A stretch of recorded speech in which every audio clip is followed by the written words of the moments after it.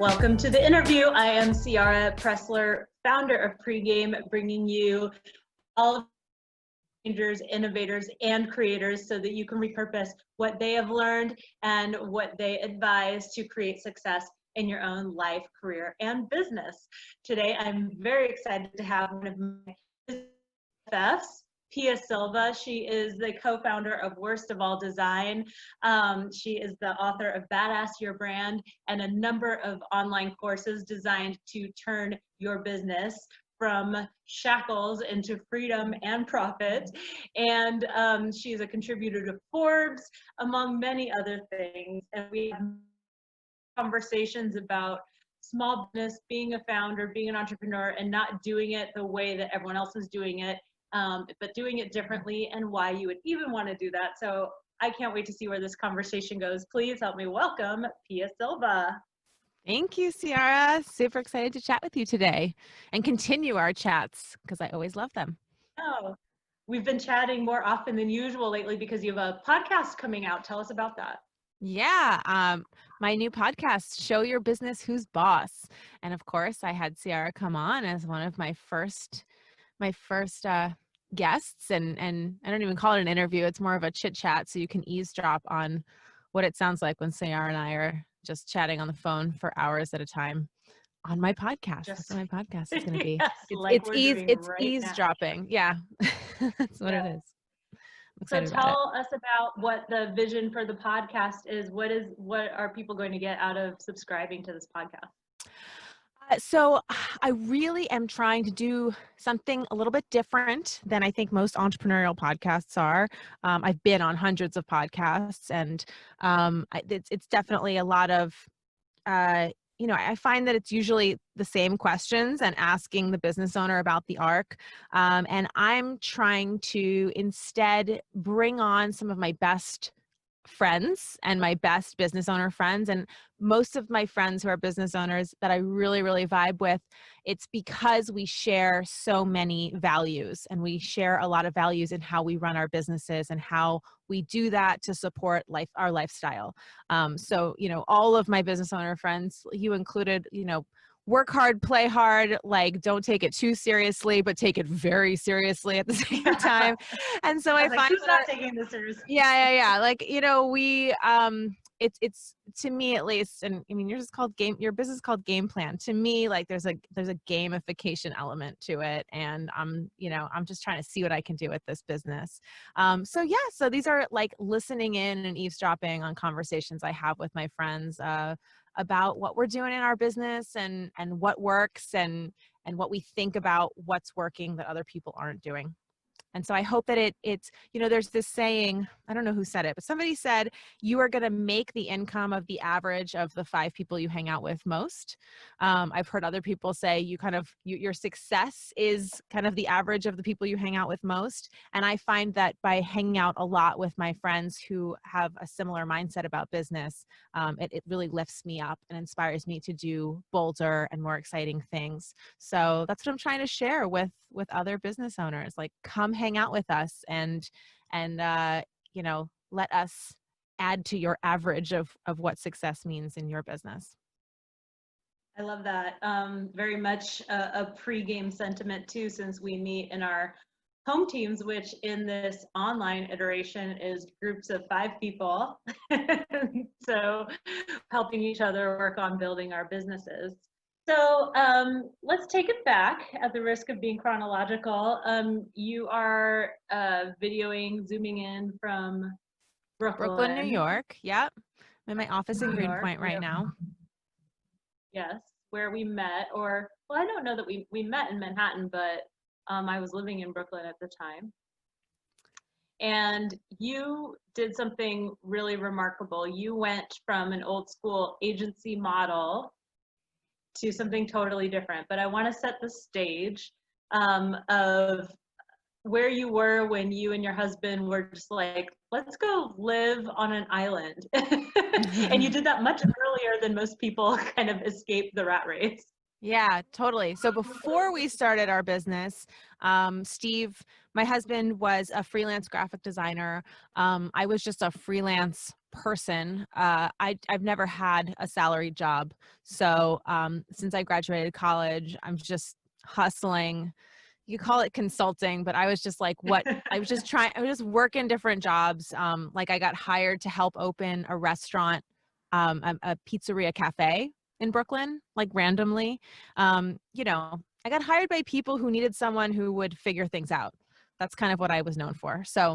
Um, so he was freelancing, I was doing these odd jobs, and we said, you know, fuck this rat race. Like, what is this? You know, I'm sick of working for other people. Like, is this even what we want? And we saved up $10,000 and we bought a one-way ticket to the British Virgin Islands to live on a farm. So there's this organization called Woofing, Willing to Work on an Organic Farm, and they're all over the world. It's so cool. If you go to their website, you can find a farm in every country, and these farmers just accept people like us to come, and they give you, it's always different, but this guy gave us like a place to put our tent, and you can eat off of our land. And in exchange, we did some farm work for him every day.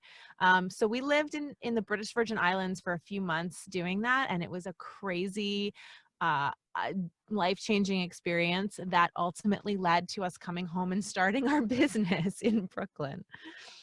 So you lived the dream, and then you decided that maybe that wasn't the dream. I think of the different chapters of your story, of like the different ways you have chased and redefined freedom throughout the last 10 years or so.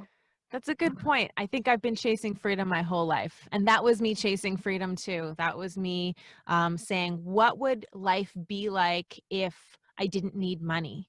You know, and what would life be like if I lived in paradise? Because it really was. I mean, we had most of our day. We didn't have a clock. We didn't have electricity or a computer. And we were living in paradise. So like every day after we would work for a couple hours on the farm, we would go hitchhike to another beach that was usually totally empty. And it was so gorgeous. And we would just read, and we would just talk and, you know, wax philosophical for hours and hours and hours, and go to sleep whenever we were tired, because we had no idea what time it was the entire time we were there. And there was a freedom in that. But I guess I imagined that it would feel more free than it ended up feeling. And I had some really big, like really sad moments pretty early on in this experience, where I realized, oh my God, I'm in paradise, in the place that I thought was freedom, and I don't feel it. I feel kind of sad. Like, this is it. You know, like, oh, I can have all this right now. Like, I'm so glad I have this right now, because I would have worked my whole life thinking this was what was happiness was. And now that I'm here, it's like, this is just life. And I don't know, does that sound weird? It basically made me feel like, oh, I can have freedom. Freedom is an internal thing. Like, you can go back to Brooklyn. But to realize that in your 20s is crazy, right? Like, I wonder, you know, you're such a great balance of being an idealist and a realist. And I wonder, you know, do you think growing up in New York contributed to that? Like, what factors made you that way so early on? Being a realist. And an idealist at the same time. And an idealist, yeah. You're trying to go for really big things and like live your best life and all the things that we talk about, but you have a very grounded optimism, and I think that's why I like you so much. Oh, I appreciate that. Yeah. Yeah. Where did my optimism come? I know where my intensity came from. It came from the mean streets of New York City, but I don't know. I went to Wesleyan University, which is like I don't know, in some ways the opposite of New York, just very politically active, but also just talking a lot about the bigger ideas. And I don't know, I think my parents, my dad especially, really raised me to consider all the options. And I grew up in New York City. I went to college in Connecticut, but you know, I hadn't really left. Besides traveling, I hadn't lived anywhere else. And I just wanted to see something completely different and trying to break out of what my little bubble was. At first we tried to go to Tonga. Do you know where Tonga is? Oh yeah. I had never heard of it. I wanted to go to Tonga and we couldn't because of the cyclones. And that's how we ended up in the British Virgin Islands, actually. And I'm kind of glad we did, because Tonga's really far away. That would have been way more desolate. We also tried to go on a sailboat that was it was called the Karaka, and it was going to go across the Pacific. We tried to get on a sailboat that was going to be 6-month crossing. I had never, oh my God. No. Thank God. Thank God that didn't work out. They didn't have any space. We ended up taking a 2-week sailboat trip around the West Indies where we anchored every night, and we did 1 overnight crossing. And during that crossing, we were like, oh my God, we were going to do this for 6 months in the middle of the Pacific. Like, what were we thinking? So it all worked out. As it all worked out does. as it was supposed to. Yeah. So your husband is an artist. He's incredibly talented. I'm just curious, I think of you as being such a hustler, and those can be different energies, but you guys complement each other so well. Thank you. Yeah, I mean, we met, and he's so talented, and that was part of what attracted me to him, his beautiful, beautiful art, because he was painting, like, he was doing a lot of landscapes, beautiful landscapes of water reflections at a time when I was also painting like that, except he's a real artist and didn't know an amateur. You painted. Oh my God, yeah, I did. I painted a lot, and I really liked doing the water reflections, kind of more impressionist stuff. So when I saw his stuff and it was so beautiful and so much better and something I aspired to do, that was very attractive. And then it was 2008 when we met, and there were no jobs, and he had just come out of graphic design school. And so we tried to sell his art on the street, because he couldn't get a job, and he was going to go get some shit job somewhere, like, I don't know, folding clothes at, or like in the stockroom of H&M or something. Like, that's what he'll do manual work like that. I said, no, you're so talented. Like, we got to go sell this stuff. Like, someone's going to buy this stuff. So I think that was the beginning of that partnership. And also he was like, okay, I can handle this hustle because it lets me do what I want to do, which is, I'd much rather do art, obviously, than work in the stockroom. So. Right. Well, you definitely have an overlap because you're extremely creative. And so, in your agency work together, where he's doing a lot of the creative work and you're doing a lot of the business side, you're still doing quite a bit of creative work. Well, we ended up kind of merging, for better or worse, we ended up merging and overlapping our skill set, because as we built this branding business, he got more and more involved. I became a copywriter because, I went from just doing, really, I went from being overarching the business owner looking for clients and sales to going into marketing and branding copy for ourselves to going into branding and marketing copy for our clients. And, he was always the designer, but then because we were always building these brands together, he ended up doing a lot more of the, not necessarily copywriting, but like the curation. So I'll do a lot of the copy, and then he often is picking and pulling the final, like, main lines and stuff. So, we learn these skills together. So yeah, for better or worse, because that's also caused tension, because in the beginning it was very clear what our roles were. Yes. And then as we grew and learned, overlapping skills, it's like, this is my domain, that's your domain, but we figured it out. Yeah. I mean, you both have your own things now, but you both still work together, and your business has been through several iterations. So how do you keep the marriage healthy and the business partnership healthy? A lot of therapy. Yeah, definitely. Because there's so much, you have to be such an awesome communicator. Even if you're not married to your business partner, if you're a business partner, you are married to your business partner, first of all. But the level of communication, ability to communicate that you must have is just much higher than I think we would ever have had to have if we weren't business partners. I think it accelerated our relationship. I think we've been together for 11 years now. It's probably like most people being together for 30 years because we have spent most of our time together this entire time, Just in sheer hours. Yeah, that makes sense. Just in sheer hours. Yeah. Yes. Well, let's get into some of the nitty gritty. Yeah. So many people start a business. So many people start a service business because arguably it's easier to start a service business than a product business. You know, it takes less startup capital. You don't have to worry about inventory and all that, or maybe you do, is the trick. But what do you see people getting wrong when they start their own service business? Um, yeah, I think people, oh, what are they getting wrong? Oh my gosh, so many things. Um, where do I begin? Um, you know, I think the first thing is probably just not realizing that you're starting a business. I think a lot of people go into working for themselves, selling their service, and they don't really think of themselves as a business. They think of themselves as just selling their time. And it's a you are selling your time, but if you think about it as only selling your time, a lot of people end up selling their time hourly, right? That's the first big mistake people make is, oh, I'll just put an hourly rate and I'll sell my time. And that's okay at first. And I think when you're first starting out, it's like get the clients, like get the experience, like build your process, build your relationships, build your happy client base for referrals. I mean, all of that stuff. Like, I don't know if you can make mistakes in that way because you just have to act.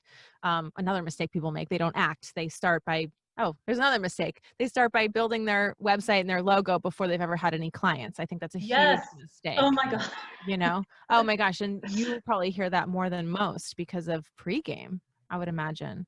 Well, and I noticed Squarespace, their current tagline is a website makes it real. And I'm like, no, it doesn't. A website is not a business. A logo is not a business. And a lot of times I'm working with someone who's already had a logo created, but it has nothing to do with their brand. And so I think it's important to distinguish, which I learned from you. What is the difference between a brand and a logo? I know. I'm always telling people, like, forget about your name, your logo, and your website. Get working with clients, and that's from a branding person who sells logos and websites.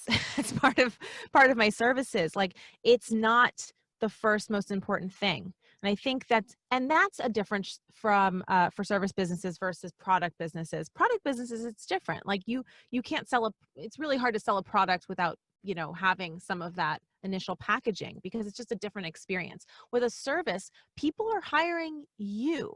You can sell your service without anything. You don't need anything to sell your service. You offer your services to somebody that needs it. And, if the first client, you have to do it for free or for very little, do it, because you need to start building that experience and figuring out what your brand is. And you can't make your brand up out of nothing. Your brand has to be based on previous experiences. That's why when I have new people, they think money can solve problems. I have new people coming to me and saying, I want to do this right the first time. So I'm starting a service business and I want to hire you guys to brand my business. And I tell them, no, you're not ready. I don't care if you're ready to pay me $30,000 to do this. I'm not going to do it because I would be making it up, and I don't want to make it up. That's not effective. You need to go get some clients and come back to me, and then we'll talk about the clients you've had, what's worked, what hasn't, and we'll build your brand based on that. Thank you for saying that, because people come to me and I say, who's your target audience? And they say, people who will pay me, and they're half joking, but they're half not joking. They're not joking. They don't have any clarity on who they want to work with or who they're good to work with. And I have had another issue where people come to me and they say, well, we want to be the BMW of this type of service business. And I'm like, none of your current branding or the people you work with are BMW. Like, you're Toyota right now, and there's nothing wrong with that. It's just that they don't have the self-awareness or objectivity about their brand. Yeah, and also think that the brand can make them that, right? Like you're Toyota and you want to be BMW. Well, there's a lot of steps in between. And, it's the double-edged sword of branding, because on the one, people will come to me and they are BMW inside. Most of the clients that hire us for done-for-you services, they've been doing this for at least a few years. They actually have a lot of expertise, a lot of very happy clients, and their brand sucks. Like, their brand looks horrible, and I'm bringing their brand up to what's inside. And that's the perfect time to really invest in branding, because and I'm excited for those people, because those people see results almost instantly, because now the brand matches what they've already got going on. They already have people that know them. They already have reputation, and a brand can actually turn into ROI in that way, because you really can increase your prices very quickly if you're in that situation. A brand is not going to pull your business up, though. It's not going to make you know more about your expertise than you do. You That's know, I such a think good that's the point. mistake. Yeah, the other brand mistake that I see is people, they're tired of corporate and they're trying to get their freedom by like, well, I'm just going to consult. Like, first of all, that premise just, right? Like, so that they don't have to show up at the office every day. And what they're basing that decision on is, well, I'm going to use Nike as an example because I'm here in Portland. But so I was at Nike for 10 years and I did this function at Nike. So now I'm going to go help other businesses do that thing. Well, you've only done that thing for Nike, so you don't actually know the value you bring. How can you go to a business with 200 people and create the same results that you're able to create at Nike when you have all those resources, that staff, that budget, and that culture? Like, no two cultures are alike. And so it's very difficult to create a brand for somebody who has done something once. And I would take that from that consulting example all the way over to, a lot of people are like, oh, I got married and my wedding was cool. And a lot of people told me they liked them at my wedding. So now I'm going to become a wedding planner, like what is the brand there? I had someone contact me and say like, hey, can you help me make a website for my event planning? And I was like, you got to narrow it down. What kind of events for whom? Who do you want to work with? Yeah. And to put on top of that, with your Nike example, I think a lot of people come from big corporate. You said 200 people. I think a lot of people come from corporate and they say, now I'm going to help this one person business, and actually branders are notorious for that, because there's so many branding people out there who leave agencies. So, and they even tout it. They say, I worked on the Hilton and MTV and this, and so I can brand your business. It's like, you don't know anything about branding a small business. It's actually very, very different. The goals are different. The marketing strategy is different. You can't brand somebody like Apple when they're a one-person company or when they're a three-person company. It's just not going to work. It's a completely different marketing strategy. I mean, that's kind of what the crux of why I only work with 1 to 3 person service businesses is, because it's such a specific kind of strategy that doesn't apply to bigger companies. And I see it over and over and over again.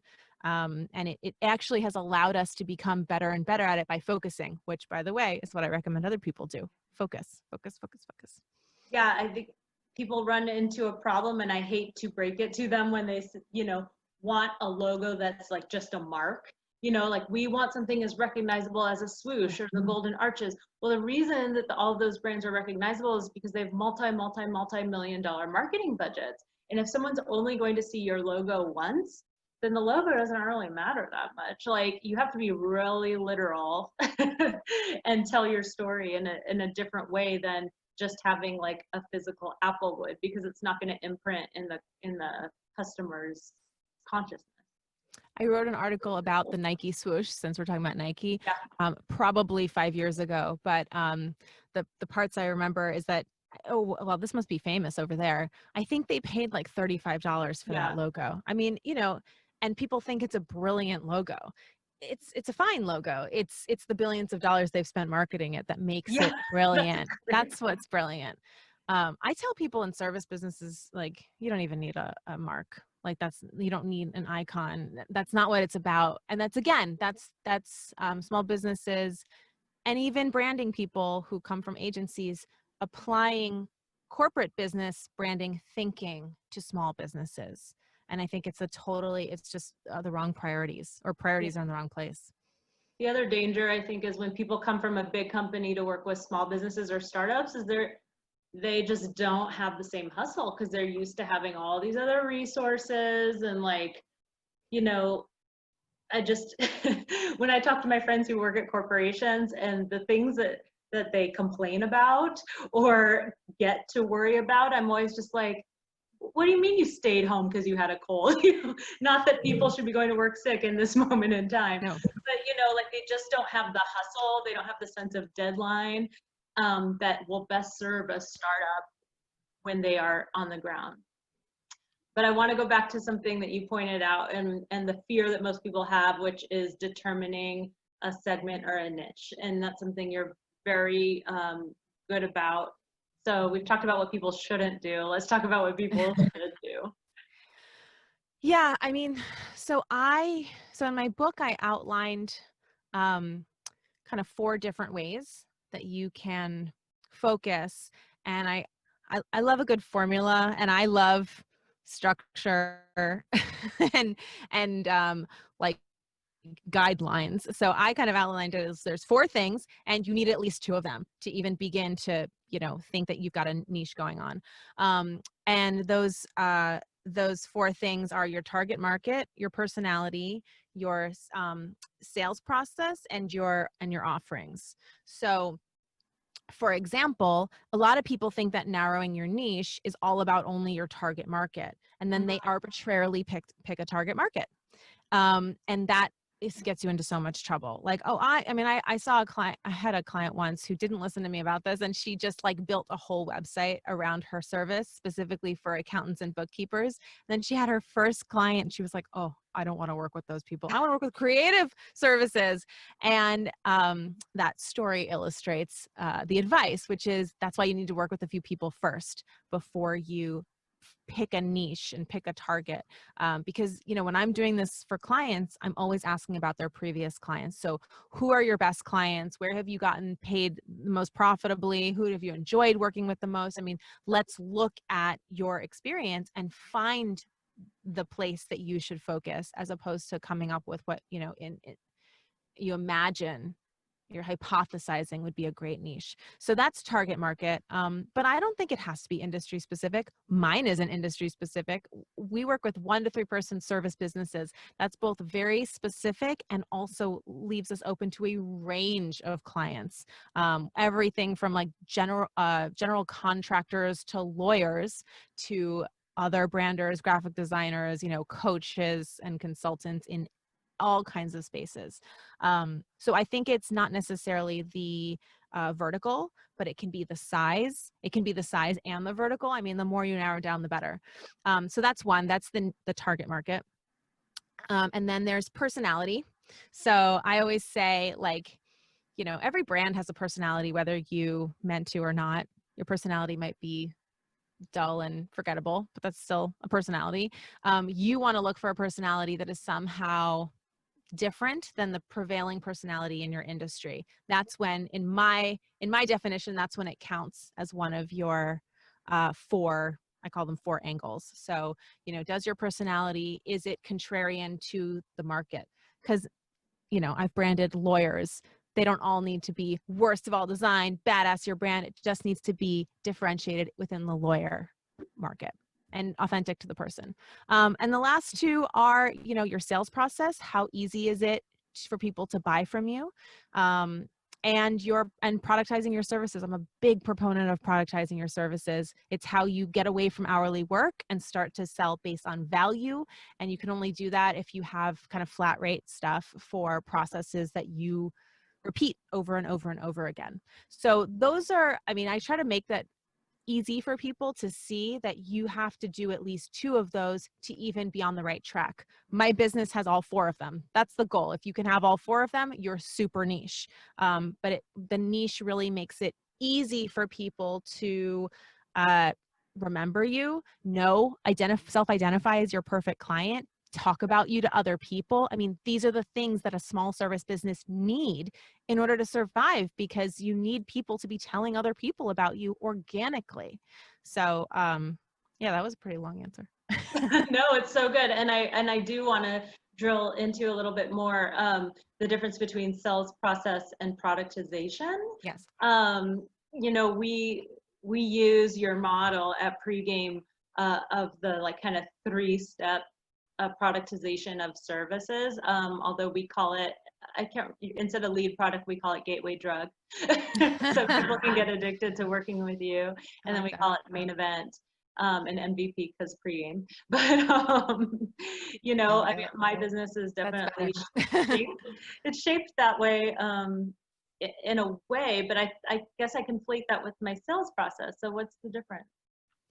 Oh, well, I think of so I think of the lead product as being, I'm calling that the sales process, but to me, the lead product is uh, the complete differentiator from what most services do, which is a lot of pitching, free work, free consulting. Oh, let's get on a free strategy call, you know, a free consultation. Let me write you a proposal. Let's talk about the proposal. Let's, you know, bargain about the proposal, blah, blah, blah, blah, blah. All of this is before you've been paid. Yeah. 3 months later, all this time, all this work, actually a lot of intellectual property. Because when someone writes you a really good proposal, they've actually outlined a plan for you. And then they don't even necessarily hire you. So to me, the lead product, the gateway drug, is just getting rid of all of that. And it's not only cutting out all the bullshit of your sales process, and just really making it, I say you turn it from like all of that 3 months into a 15-minute call, because that 15-minute call, if you already are very clear on who you help and what you do, you can figure out in 15 minutes if someone is a good fit for you or not. Usually less. And so I have these calls with people and I say, you know, if they're a good fit, I'm like, great. You know, my lead product's the brand shrink. Great. You're perfect for the brand shrink. This is what it is. It's $4,000. I'll send you a link. If you want to book it, book it. And then that's it. I mean, people even ask me, should I follow up? I don't follow up. Like, you know what it is. You have the link. You don't have a CRM? You're not up in your Salesforce all the time? No. I'm like anti-following up. I love that. It's dreams and goals. Yeah. I think the time spent following up should be spent finding more prospects. And by that, I mean marketing and creating great value. Let's throw down, guys. Yeah. Well, if you've done, I think it's a better place to spend your energy, because the more energy you put into your marketing and value building outside, the more, you know, there's always another person around the corner. So but like the 15-minute call to me is really the end of the sales process. Like if you've come to me for that call, you've already seen stuff, you're interested, and then you either want it or you don't. But that's it. There's only one thing to buy. So you're either ready or you're not. You know, you're either a good client or you're not, and that's it. And I'd rather spend that time just building more value and meeting other people. And it's worked out. Yeah. One way I think of that sales process quadrant of the graph, which you do have in an awesome worksheet in your online course. I'm not sure if that's still available, but I've used that before. So one way I think of that is, you know, in retail, if you look in the window of a clothing store, how far apart the hangers are from each other on the rail tells you how expensive the thing is. So, you know, I tell people that even with your website, like when you oversell, when you put too many things on the clothing rack, it just tells people that your products are cheap. And, you know, don't be afraid of white space. Don't be afraid of being minimal, or don't be afraid of hanging a $10,000 jacket in the middle of the boutique to anchor the price of the $250 jackets on those clothing racks. Would that be a sales process example? I would put that more in the products and the productization example. So to me, you know, you have your sales process, you've got your lead product, and then after that, you have your 3 offers. So, you know, you've got your main offer, your upsell, and your downsell. And that's really, you know, if you're super specific about who you're selling to or who you want to work with, they should really fit into one of those 3. Maybe they'll fit into 2 of them. Sometimes I'll only pitch 1.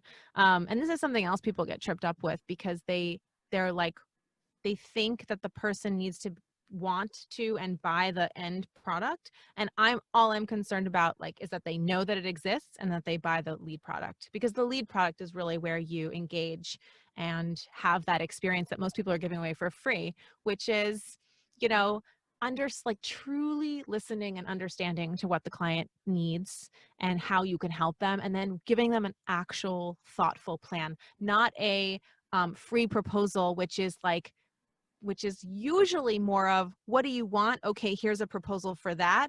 A lead product is totally different. A lead product is, what do you want in the end? And you talk about this a lot too. Like, what's the goal in the end? Okay, this is what you need. And that's the very different thing than pitching somebody what they want. Here's what you need to get you to. Wow. Yeah, I come up against this a lot in the coaching world, and it really bothers me. Like with my competitors, is a lot of people offer like free first sessions or like let's have coffee. And the problem with that, there's several problems with that. One is that conversation is inevitably going to be a sales conversation, not necessarily a value conversation. And so there's an ulterior motive that's there. And I don't like meeting with someone with the goal of selling them. I want to meet with someone with the goal of giving them as much value as possible so they'll keep working with me. Some people do take that value approach, but then there's this huge resentment that happens when you give all this value and then they don't hire you because you gave too much value. And I had, oh my goodness, a couple of years ago, I called you right after this happened. I was going to work with a sales coach, and she had given me a free session because she wanted to work with me. And then I thought I was going to work with her, and the payment I was waiting for in order to pay her got delayed. So I said, you know what, I can't send you the check now. Can I push it to next week? And I asked, what happens if this isn't working? Like, how does the contract work if like I'm not satisfied with services? And she let me have it via email. Like, it was, I remember, it was bad. Unprofessional. Yeah, I forwarded it to you. I was like, oh my gosh. It almost made me cry because it was mean. It was like, I gave you all this time. How dare you not hire me? She said, if this is how you deal with people, no wonder your business is failing. Can you imagine? And so anyway, I'm sitting there going, wait, whoa, you gave me this free stuff, and now that I'm not hired, all I asked was, I didn't even say I was going to hire you. I asked if we could go to the next week. So, I mean, clearly what was going on there in retrospect is like she had already spent the money before it was in her bank account, which is bad business. But, it's again why I don't believe in giving away the first session for free. Yeah, I also think it's hard for people to value things that they get for free. I mean, I literally, because I give free advice to people all the time. I mean, and they don't do anything with it, and I watch them, and then that they do it. And what's amazing, what's so beautiful, like I just had something the other day, somebody I worked with last year, like emailed me like all these good things that are happening right now too. Like in the middle of the time when people think bad things are happening, they're like, my business is doing really great. I can't thank you enough for all the work we did last year. And it's so amazing because I'm like, well, thank you so much. And also you did it, like, thank you. And I'm glad that I was a part of that. But you have no idea how many people I tell that stuff to, and they don't do it. So like, pat yourself on the back and have a beer because you are awesome that you stepped up and actually did this stuff. That's really the difference. Well, and it takes getting burned a few times sometimes as well, because when I first started, of course, I was doing a lot of stuff up front that was valuable, but I didn't have competition, and so people didn't really have a choice but to work with me usually, and I was willing to do the grunt work that they weren't willing to do in their marketing. But, previously when I was in an agency, I just remember, we were pitching this program to a huge fitness brand. We were pitching them a custom program. And we met with them so many times and redid the timeline and the proposal, and like, you can guess what happened? They activated the program on their own without us. Oh so my I gosh. my commission, and I never forgot that. Oh my gosh. Yeah, no. And I mean, obviously I spent years doing all of these things. That's why I know not to do them because they're such a waste of time. That's another story, actually. I think, I was still in New York, so it must have been about 6 years ago. 7 years ago, I pitched a project to a PR professional. She wanted to be branded as someone who could coach other PR people, which I'm very well suited to help with. Sure, you're perfect. And I sent her the proposal, which my proposal was a scope of work, and she raked me over the coals for not telling her exactly how I would do it and how I would brand her and everything. And it was one of those things where it just burned for like 24 hours. even though I knew that she was mad because her whole career she'd been overdoing it in the proposal. And so when I didn't overdo it for her, she was probably just mad at herself for wasting all kinds of time on the proposals to her own clients for years. Yeah. Yeah. I mean, I think, and it's funny because this is actually a place that when I'm showing people how to do this, they get very insecure because they think I'm just selling a proposal.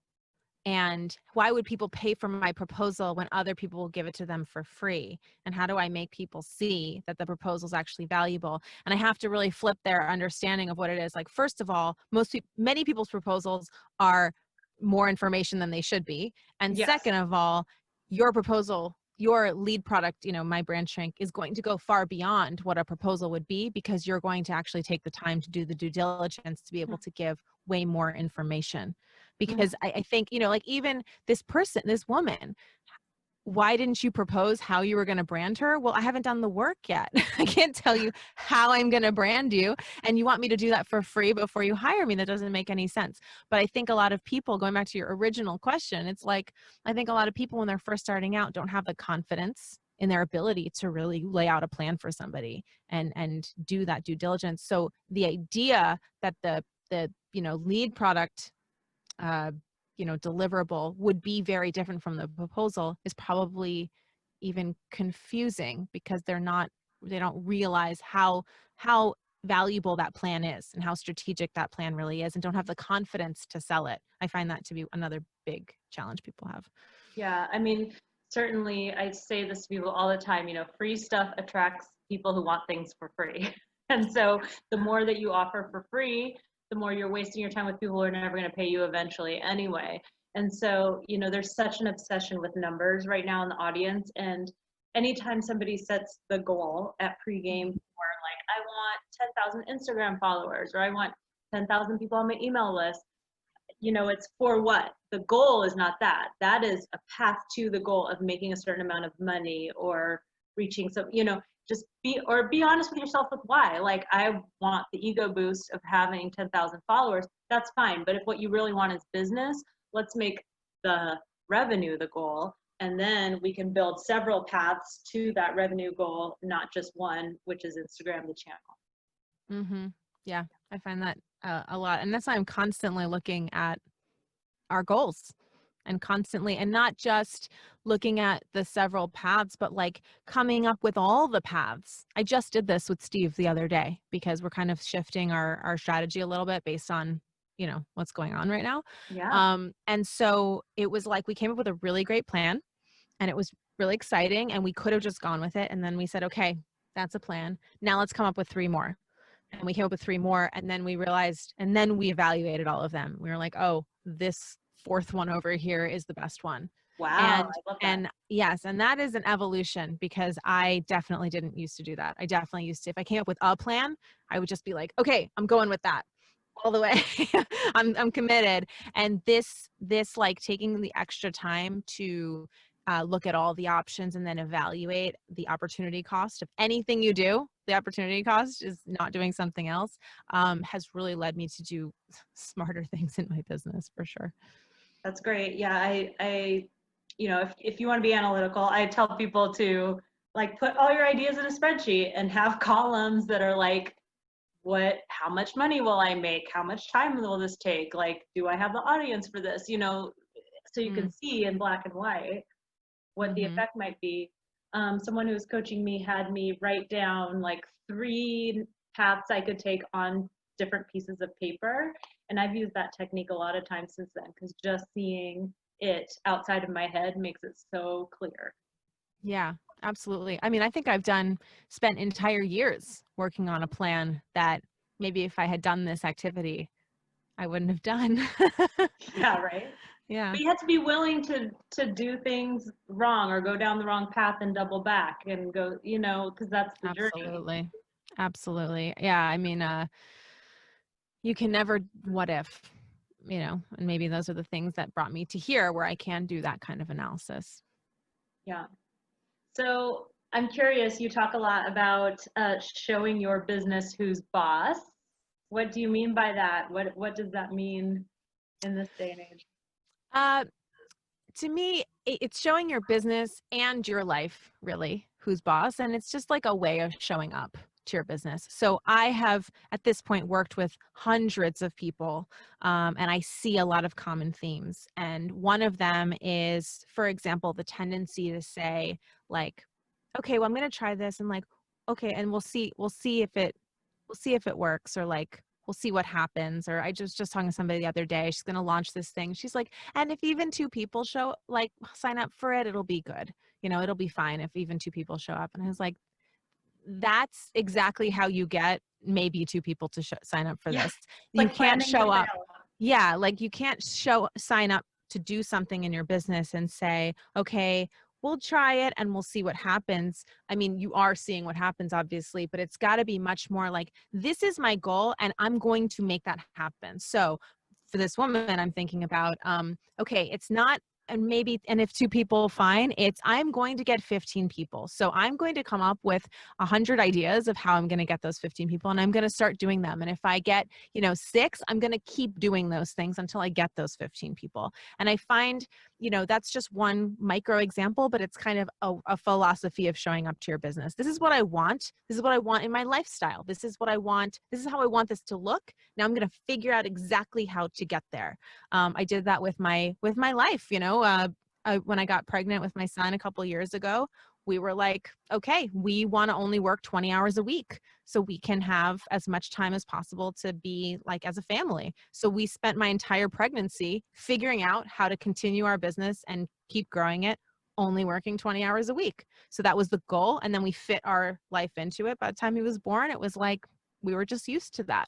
So, it's about working backwards from those very clear and specific goals, which, obviously is like, I'm singing your song here. But that's how I look at it anyway. It's like an attitude approach to business and life. No, it's wonderful. I don't want people to think we agree on everything, because we don't. We debate things a lot, which is why we Yeah. have a healthy relationship. And one of our first debates was, do you want your clients to know when you go on vacation? And I was like, I don't. We were going to take a photo when we were in Mexico on our quote unquote business retreat. And and I was like, I'm not posting this. I don't want everyone to know I'm on vacation. My clients follow me on Facebook. And you're like, are you kidding? I want my clients to know I'm like living the lifestyle I'm trying to get them to. And I was like, yes. Yeah, I mean, it's a fine line, but I'm constantly I don't like to share too much about my toddler on social media. I like to keep it private, but at the same time, it's like I spend so much time with him, and I feel like that's an important thing to share, because that's what a lot of people want. They want to have that time available. So, what's today, Friday? I mean, I didn't do anything yesterday. And if I don't post about it and I don't share about it, then people won't know that. People will think, they'll just assume I'm working however they're working.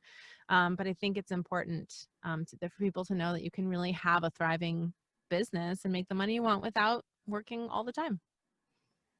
I'm really interested in that balance, particularly with social media, between being human and injecting humanity into your quote unquote brand, because even your personal social media is quite branded. And, I try to keep my like personal accounts more just about my life. But, I also find that sometimes, of course, I want to like make it look really perfect or just post the good moments. But then like there's a certain ickiness to me also about posting bad moments, like it's performative.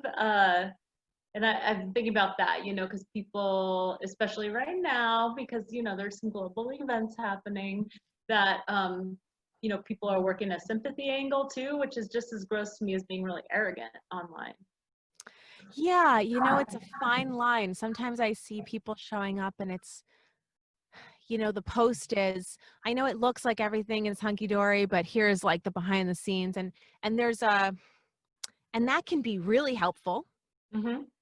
And I think it's a good thing to share. Like, things are not perfect in anyone's business. And if you think that that sucks for you, because nobody's business is perfect.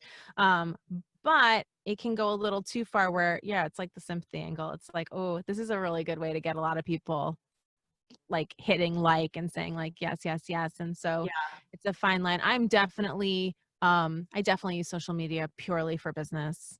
Mhm. And I'm pretty strategic about like the personal stuff that I share, and I usually only share it if I think it's going to be helpful for my audience. So I always go back to like, is this helpful for the audience? If it's helpful and I can frame it in a way that's helpful, then I'll share it. But I try to check myself, because sometimes I can tell, and every once in a while I'll post something and then I'll delete it because I'm like, no, that wasn't really helpful for them. That was me just, it was, I don't know, Yeah. me Especially if complaining you or have to something. like convince yourself it's helpful, it's probably not that Yeah. helpful. Exactly. I think I think a great rule of thumb is just go back to like, what do I want my audience? Like, I know who they are. I know how I'm helping them. So how is this going to help them? And what do I think this is going to do for them? And if I can't answer that, then it's not a good post. And if I can't answer it, it's a great post. I love it. So we have a question from our studio audience. This is from Greg. He wants to know where you get your inspiration from. You put out so much content. How do you refill yourself so you can keep flowing out? Me first. Oh yeah. Oh yeah. I put out a lot of content. Well, the best content for me comes from like something that just happened. So I just,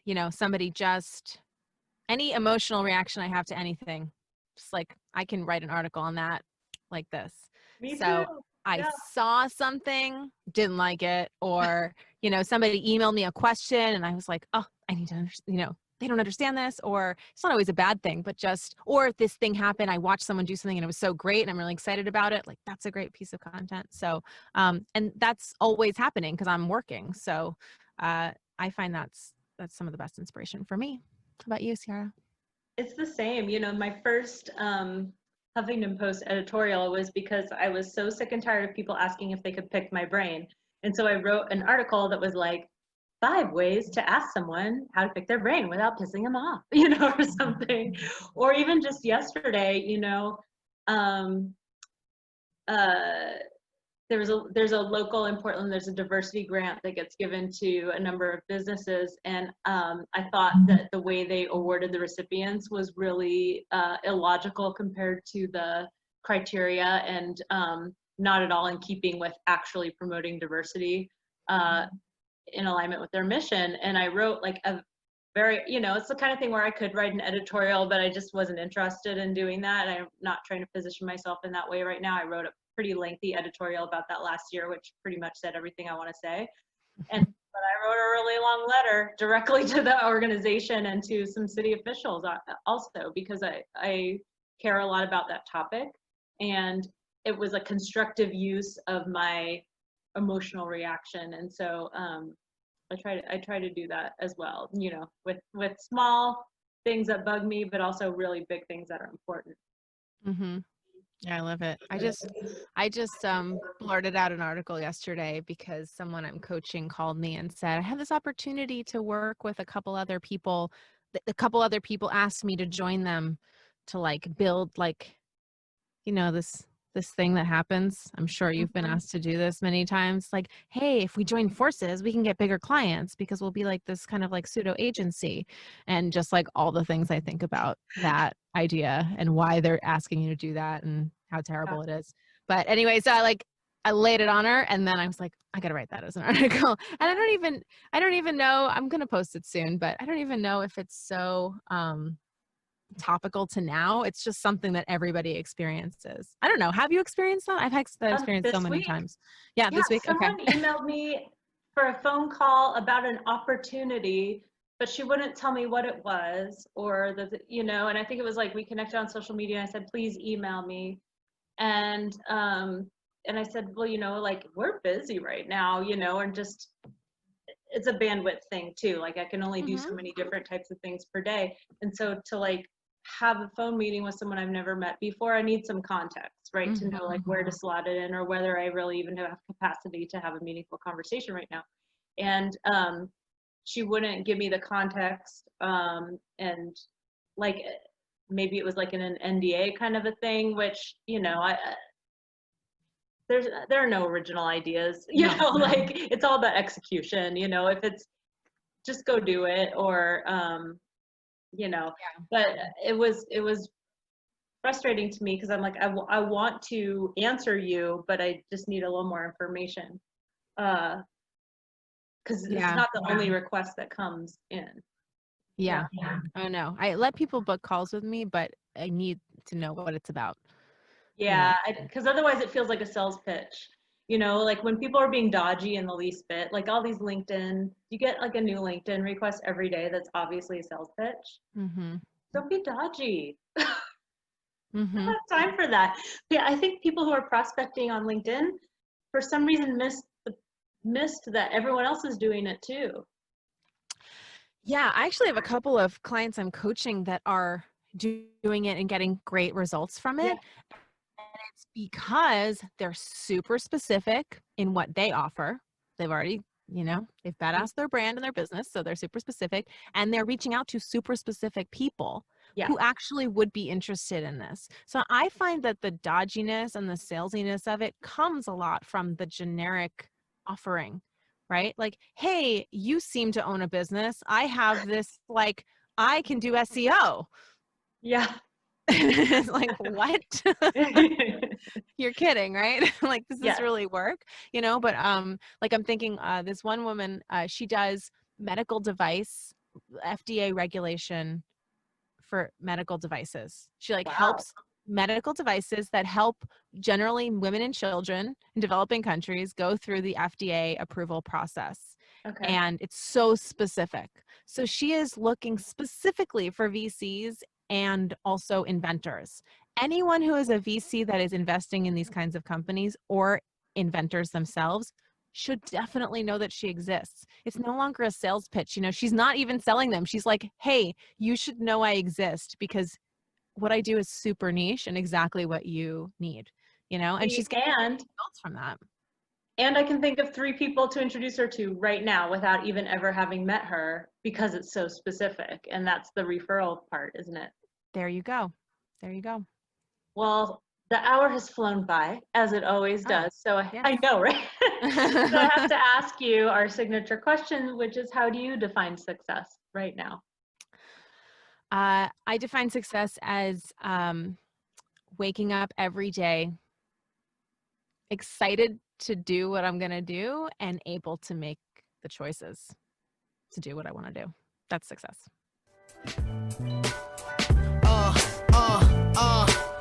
I spit it cold like lyrically I'm a problem. That's when the show starts.